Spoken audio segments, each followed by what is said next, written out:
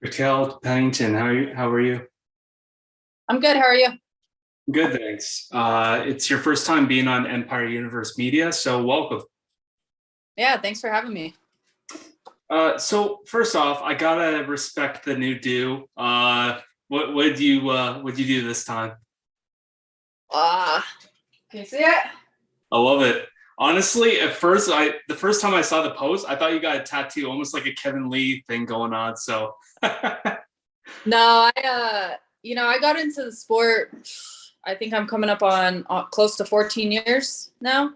And I always told my mom back in the day, I was like, just shave the back of my head. Because honestly, from gripping each other, moving around, doing everything, I am extremely tender headed and my hair was constantly getting pulled out. And my mom would just get so frustrated. And she's like, I'm not shaving your hair. Even though you're like a tomboy and everything else, like, I'm not cutting your hair. So we would always argue on that. And then my mom's the type that, like, because she's a beautician, so if I go do my hair anywhere else, she kind of like freaks out on that. And so finally I convinced her. I think I've had this for about a year now.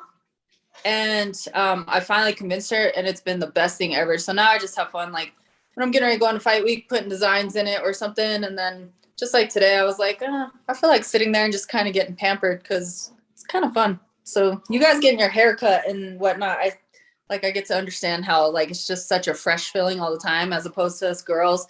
Like, we only get to dye our hair every so often. We only get to cut our hair every so often. honestly, that's probably the biggest thing that my girlfriend said to me. She's like, "Oh my god, you guys like it must feel good getting all that hair off." I'm like, "Oh yeah, it is." Yeah. She's like, "Oh, hair trim." So, Yeah, it's refreshing. I love it. but yeah, seriously though, thank you for taking your time to come on here. I do appreciate you taking your time out of your day to come on and talk with me and everything. So I do appreciate it. First off. Yeah, for sure. So I know that you just fought back in December. So did you have any chance to enjoy Christmas? Did you have any big plans? Yeah, so I did a back-to-back fight camp. I obviously fought my fight in September, and then right after that, it was just like healthy, getting back in there. And like September, even though I got my hand raised and I did the job, like that wasn't me yet. And so I was like, oh, I want to get back out there, and was in a hurry.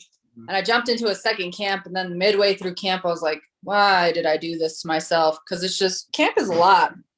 Well, then all the change that occurred with the opponents and stuff, and just a lot. So once that finished up, I was like, all right, solid way to finish the year. I have a camper van, so I road tripped with my nana, which is my grandma, and then my mom, and we went to Florida. And my dad and my brother and his wife and my nephews and my new niece, they all live there. So I had the chance just to spend 2 weeks eating all the home cooked food from my mom, and just hanging out with that side of my family, and spending time with my meeting my new niece, and then spending time with my nephews and stuff. And I actually just got home, I think like 4 days ago, if that. Oh wow! So you're pretty busy. So Yeah. Yeah. I'm just barely getting back into like the swing of everything, trying to catch up on fan mail, trying to catch up on like email requests and social media and everything else. Like, so yeah, I was like, all right, it's time to get back into the gym, get back into the routine swing of things.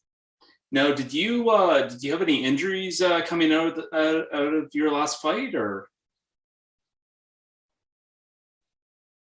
No, I didn't even have any bruises.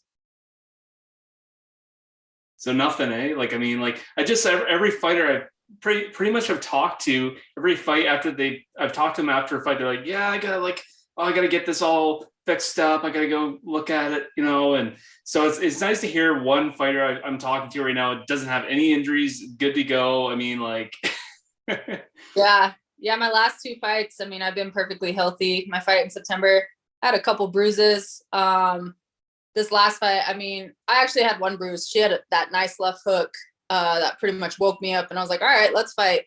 So that left hook had my jaw a little sore. And then I had a little bit of a bruise on the side. But other than that, nothing. mhm. And in other news, I know that you made an Instagram post about it. If you're able to talk about it, but you had some IF or a IVF egg retrieval thing. Can you kind of elaborate on that, like what that is? Yeah, so I mean, it's a process, and a lot of people do it when they have like fertility issues or they can't carry, they can't get pregnant. There's so many different things that go behind it.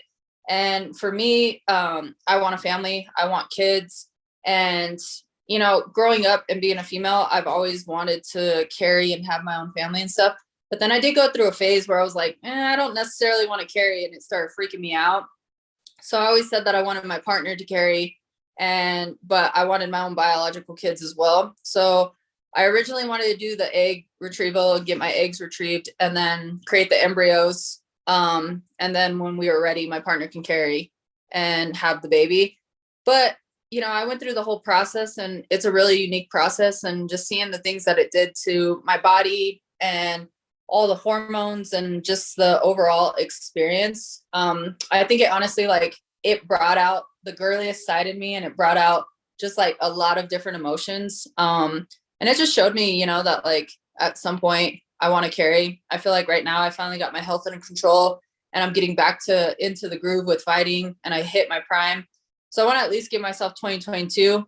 But with that being said, like, I do have 3 embryos for when I decide to start a family. So does that give you like so much time to work with, or how does that work out? Like, so do you have like you have X amount of years where you're able to start a family, or like what kind of timeline are you looking at? Yeah, you have time with the whole process and stuff. I mean, for me, I wanted to do it kind of back to back, but like I said, I mean, my career is just like I'm getting back into the swing of things, feeling great, and like I just want to continue to climb from here. So I at least want to give myself 2022 and go from there. But I mean, if it's a little bit later, then it's a little bit later. My embryos are already created, and I mean, they're pretty much on the ice is the way to put it. Right. But so And just getting to know you here. So I just want to start at the beginning. This is your first time being on here, so just getting to know you here. You've been fighting for a long time, but what is it that prompted you to get to chase MMA as a profession? And did it start out that way, or was it a hobby?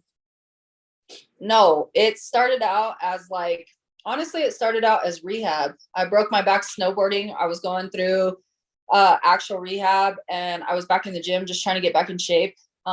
This was uh I wasn't able to take any of my athletic scholarships to college and stuff, and so like I just had a really drastic life change going on. And it was more of a joke, if anything, just because I wanted to box at one point growing up, and my mom and my dad told me no, I was too pretty and my teeth are too nice, so it wasn't going to be a thing. And then I was at the gym one night lifting with my mom, and in the back studio, it was like a little yoga studio. They had some tiny little mats in there. They were doing judo and all this like intense stuff, and it was the first time that I seen anything of MMA. And I just kept watching them.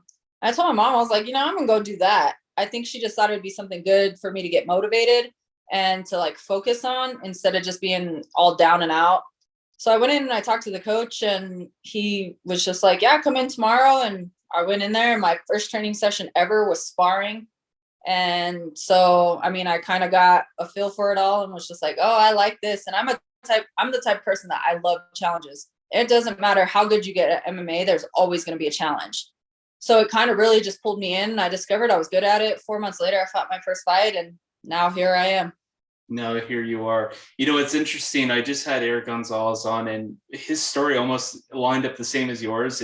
He went to some gym or went to some place, and they just happened to have like an MMA gym or like some mats in the back. So it's kind of interesting how everyone's story sort of kind of seems kind of the same there.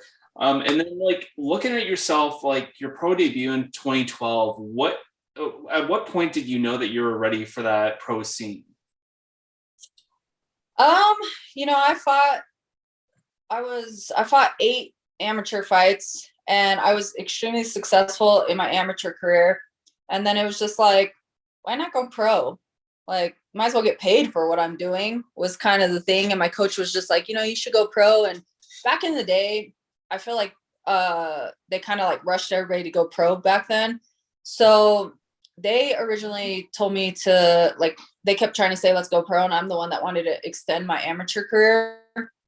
And then I don't know. I was just like, all right, let's do it. And I remember getting ready to walk out. It was in Wyoming. It was against Randy Couture's ex-wife, Kim Couture. And it was just like, things were so different. It felt so different from being an amateur. And we were fighting in a bar in Wyoming. That's when everybody could still smoke and do all the things. And you got to like walk through the bar. Mm-hmm. And when we started coming out from the locker room, there was exit doors. And I looked at my coaches and I was like, can we just leave? Like, I was freaking out and all this other stuff. And then I got out there. I ended up TKOing her. And I was just like, you know, this is what I'm meant to do. And so, yeah. You know, like you've had the opportunity to be on the TUF and you know, back in the day, they didn't have the Contender Series. So looking back at where you were, if they had the Contender Series open for you, would you have taken the Contender Series over the TUF, or do you still cherish the memories that you had on the show?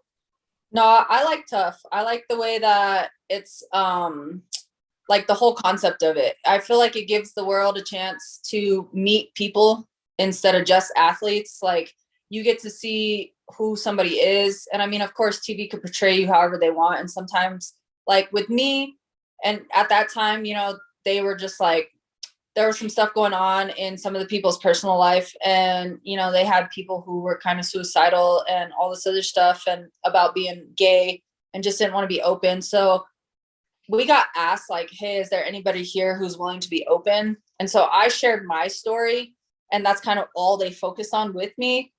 But in general, like, just the Ultimate Fighter gives them the opportunity to show the athlete, show behind the scenes and whatnot. And then you get to see so much more. So with the Contender Series, it's like you go out there and it's pretty much like fight week. And then you all of a sudden go into a fight. With this, you get to separate yourself from the rest of the world. You get to focus on your passion. All you're doing is eating, sleeping, training, and fighting. And so and you're around a lot of other athletes with the same mentality, and then you get to see their struggles and like the different things that they do good. And so it's just overall a unique experience. And I feel like every athlete, if they had that opportunity, they should do it. But so, I mean, personally, I would still do TUF. Yeah, and I think I would have to agree with you. As much as and this is just me as a fan talking, but like looking at the Contender Series, I think it's a great thing. But I think there's nothing like the Ultimate Fighter because it's such a grueling thing to go through and fight so much, and you have to go through so many fights just to earn that contract. And that is if you do get to a certain round, you get your contract. Whereas the Contender Series, you can look great and get a first round KO, and then you go into the UFC and it's not as what it seemed to be. So I think, like, would you agree with that? No, I absolutely agree. And then I feel like, you know, the Ultimate Fighter just really teaches discipline, because you're in there, you're locked in a house for 7 weeks. Like, everything is taken away from you. You have no choice but to interact with these other athletes. But then on top of that, like, you have to be ready. You have to be ready to be able to make that weight class. So if you're used to walking heavier, you don't have that opportunity, because it's like, you know, one fight can happen. And if they call you as the next matchup, you have to weigh in the following morning. And so it teaches you a different level. And then on top of that, like I said, when you have athletes who they already go and fight and they get a couple days because they know it won't be for like 2 weeks that they would have to fight their second round, they get a little bit of a break and they can enjoy themselves and do whatever. And you're having to stay disciplined. And then you have to learn how to, like, you know, everybody tries to avoid their opponents and all this other stuff. But I mean, I remember when I fought Jessamyn Duke and we ended up winning fight of the season, like, we're living in the house and we're having breakfast together. And it's like, all right, I'll see you at 1:00 this afternoon in the octagon. And then after that, like, no matter win or lose, how people process your emotions, like, it's weird, because you come back to the house and then all of a sudden, like, you process with this group of individuals that's your team, but then you also process with your opponent. And it's just a different dynamic and a different feel. And I feel like it challenges you in so many different aspects, mentally, physically, and emotionally. Absolutely. And you know, moving on, I mean, looking at your career, I mean, is there a fight that kind of stands out for you so far inside the UFC, or just MMA or your MMA career in general? You know, I think each one has its own challenges and each one has its highs and lows. So I mean, looking back, and if we were to bring up a specific fight, then like I can remember things from that and like feel the certain emotions or think about those moments that really stand out to me. But you know, I mean, this is a journey and I'm climbing a ladder. And like I said, you have the highest of highs in the sport and the lowest of lows. So it kind of just, it honestly depends. I don't have one to where it's like, let me think about that. Right now, I'm obviously riding the high of my last fight. It was a great way to end the year and just like truly feeling like myself and then going out there and getting a finish. I think my finish before that was 6 years prior. So it's just like, it's nice. So I'm kind of still riding that high. But I mean, I've had so many unique opportunities in my career and I've fought all the top women. So it's just, I would probably say like if I had to pick a fight, hey, if I had to pick a fight, Madison Square Garden when it became the first UFC event in New York and just all the things that they did for it. And then the fact of the storyline to where it was like, you know, I mean, Misha and we went from like coach student relationship to friends to all of a sudden rivals. And there was just like this whole dynamic behind it. I mean, that was a pretty big one. And then we shared a really special moment in the octagon. So there's stuff like that I could pick out. Mm-hmm. I mean, picking out at your career, you know, you're no stranger to having submissions. Can you describe the feeling being able to choke someone out on the canvas? Well, Someone that has not done it.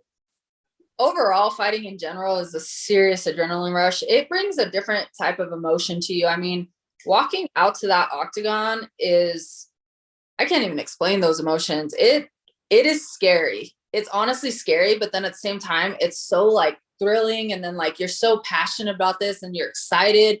And it's just like, I don't know, you could probably talk to any MMA fighter and like we have some screws loose with the way we process emotions and the fact that we put ourselves through this. But I don't know, like when you get out there and you know, I've had other submissions where it's been in like urgent situations. You know, when I got the bulldog choke, I had no choice. Like my coaches are screaming urgency. My head was split all the way open to my skull. And if I didn't finish that fight, they were going to stop it. So, you know, to get a finish like that, it's super rewarding. Like it's a overwhelming feeling of like being proud, but then it's like, oh crap, like I just did that. And so it's exciting. And you already have all this adrenaline, everything that comes to just going into a fight. And then when you do something like that and accomplish that, it's just heightened 1,000 times more. And then, you know, I mean, when I fought Jessica Andrade for the rematch, I took that fight on a 3 weeks notice. I wasn't in the gym for 7 months. I was traveling. I was on vacation. I was living life. I had the worst weight cut. And then going out there, like Jessica Andrade, she's a beast and she is a very fast paced fighter.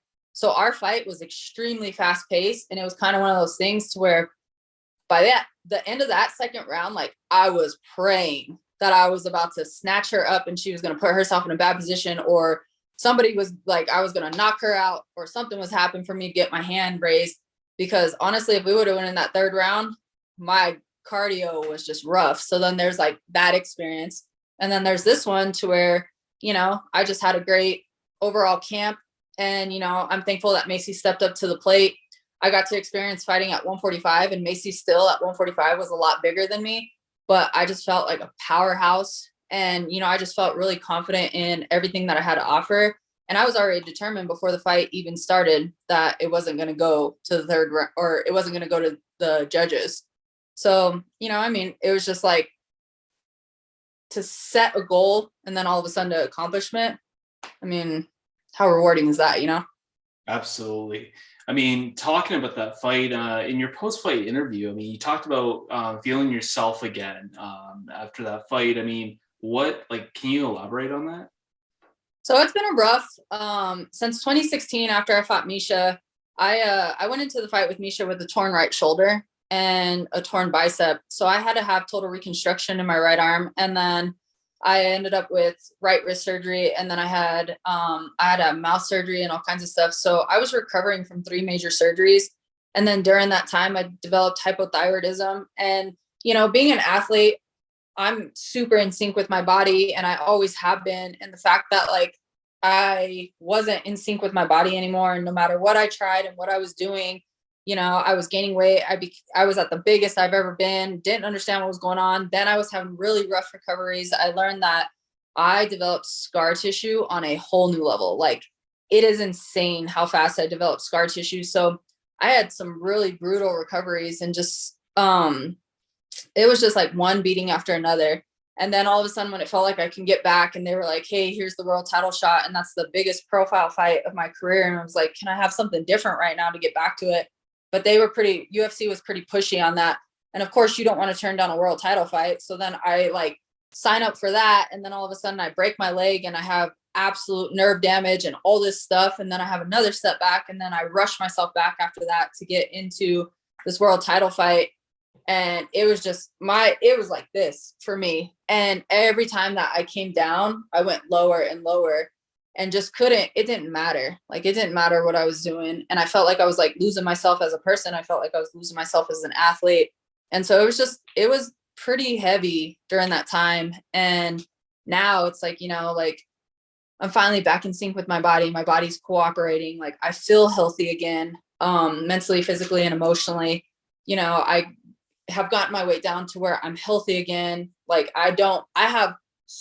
it's a good thing I have a giant closet, because I have clothes for, I think, every weight between 145 to 175, just because I had to like keep accommodating and wasn't understanding things. And so now it's nice that like I finally fit back into all my normal clothes that I've always worn. And, my hair, I'm not losing my hair anymore and all this other stuff. And so that played a huge part. And then when I would go into the gym, it was the same thing, from having medical issues. Didn't matter how hard I worked. Trying to come back from my shoulder surgery, I couldn't hit the same way. I couldn't do things the same way. My thyroid, like, I was just fatiguing in completely different ways. Like, my appetite was different. So I wasn't feeling my body right. And now, like, everything's aligned again. And I feel normal. You know what I mean? Well, and can you say having the 3 wins really translates from that? Oh, definitely. Yeah.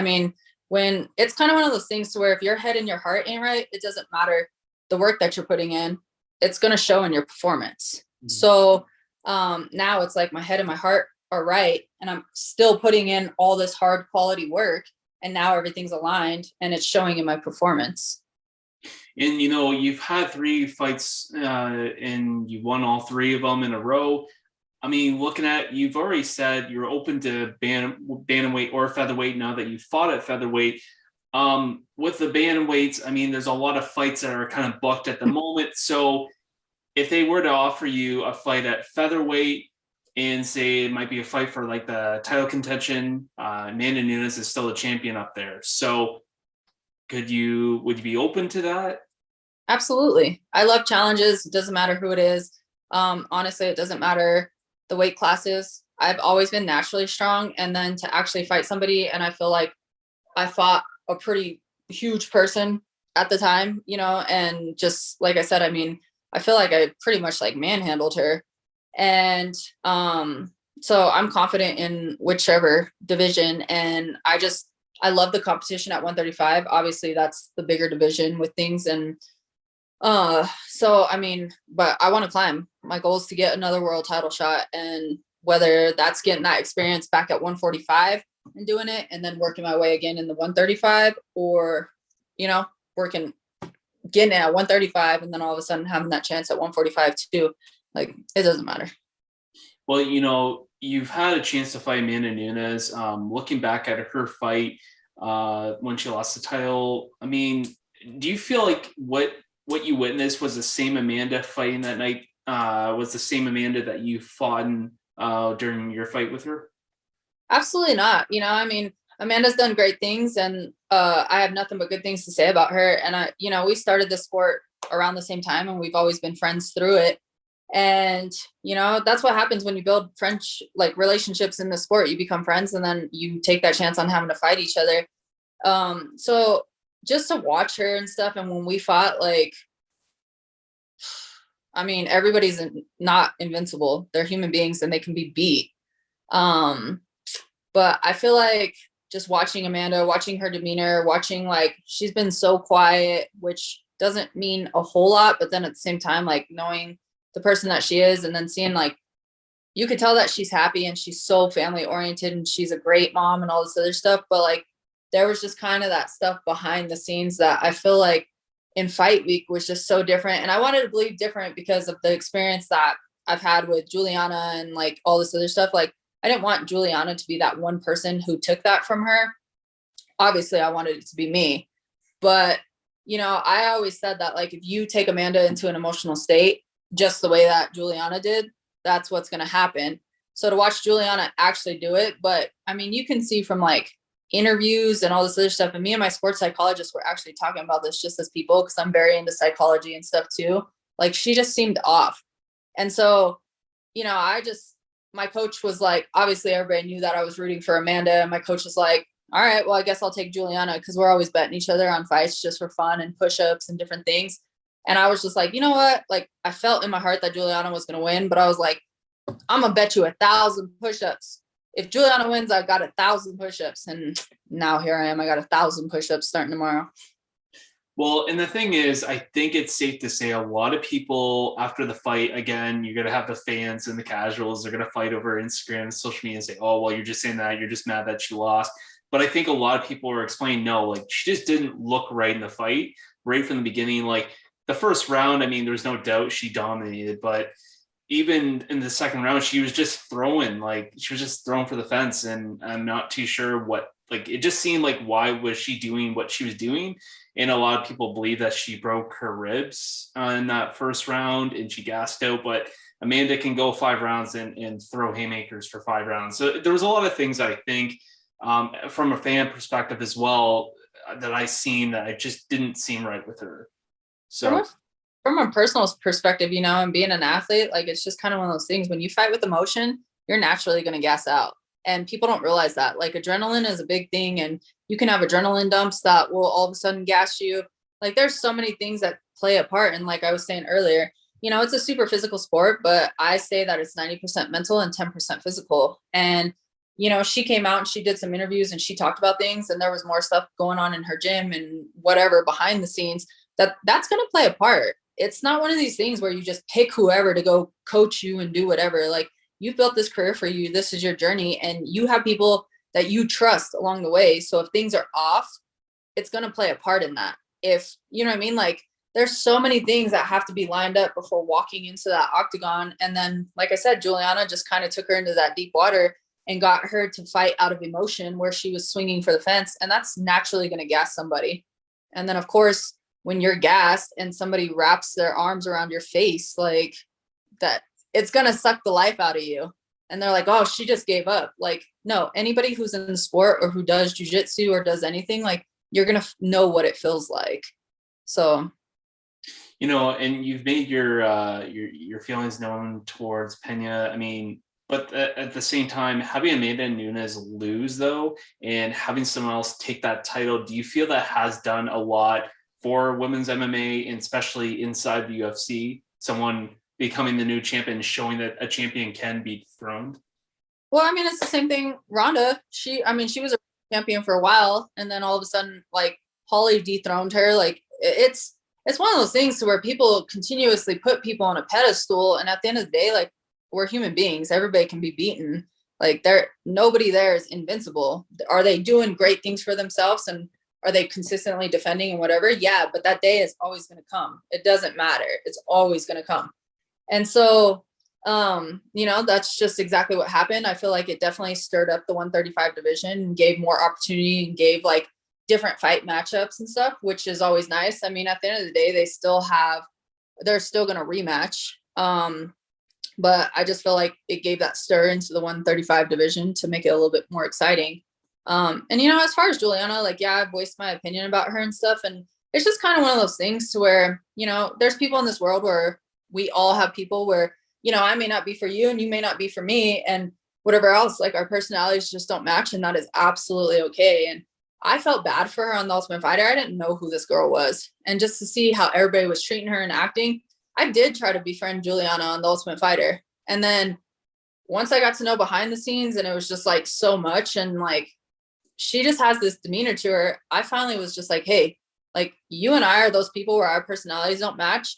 So we have to be roommates. You stick to your bunk and I'll stick to mine, and like, don't cross the lines. Cause I just like, I had enough. Like, I'm the type of person that like, I just have a giant heart and I'll try. And sometimes I try too much, but you know, I grew up being that person that like, I'm going to hang out with the people who are alone. I'm going to hang out with the kids that are being picked on. Like, that's just the way that I was raised. And so I tried with Julianna, and then her demeanor and the things that she was saying and stuff, that's what put me into the state that I was in. And then after that, she just started irking my nerves with a lot of things. And we just have different mind frames, which is absolutely all right. But, you know, there's stuff that happened behind the scenes on The Ultimate Fighter that has led me to feel the way that I do. And, you know, I've wanted to fight that girl since The Ultimate Fighter, and she won't sign the dotted line. And then she's out with injury for forever, but then she's just doing all this crap. And then, of course, yeah, she comes back and she does something huge. But I just feel like, I don't know, a championship mentality. Like, sure, she went out there and won the world title, but I feel like there's a significant difference between the way Amanda's been a champion and carried things and the way that Julianna's already starting out her little reign as a champion. But it is what it is. It is what it is. You're right. And I guess back to you here. So what's an ideal year for in 2022 for Rocky?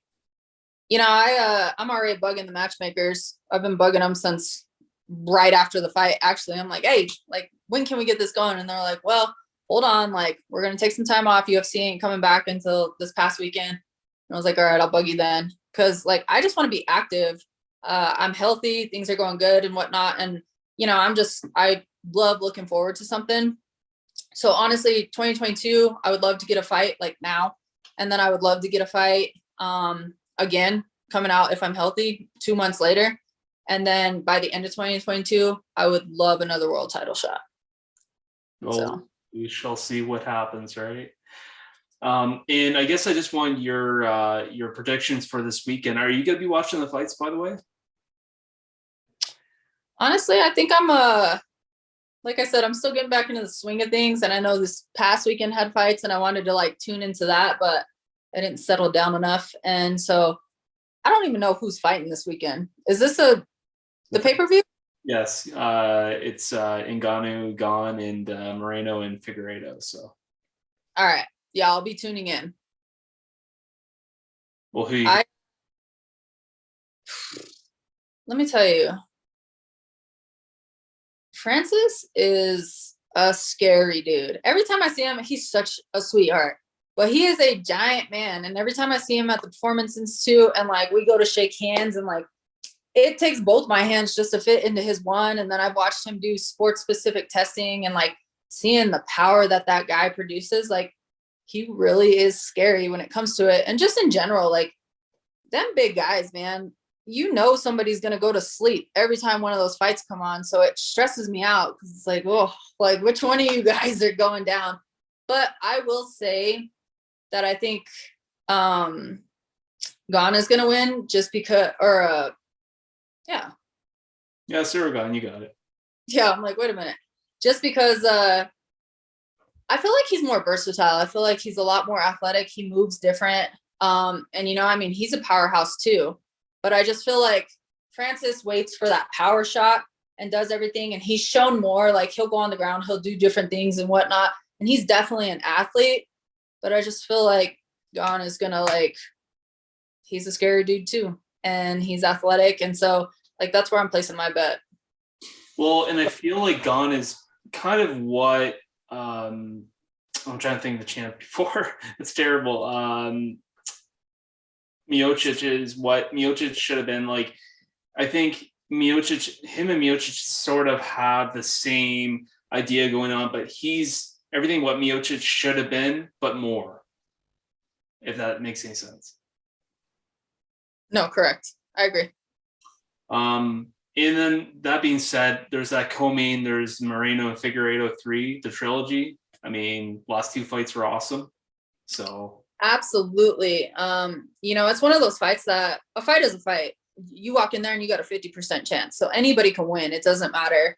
I think overall I'll have to go from a fan standpoint, just because athletic wise, like, I mean, both those guys are extremely talented and everything else. And, you know, I'm a fan of both of them, but I personally like being half Mexican, and I love his story and all the things that like has led up to this point. So, you know, I honestly just like, he's such a genuine guy, and just everything behind him that like, I just want to see that for him. So I'm gonna go with him. Moreno. Excellent.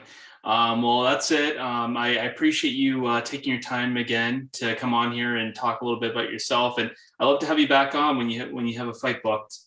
Yeah, for sure. Well, thanks for having me. It was great talking.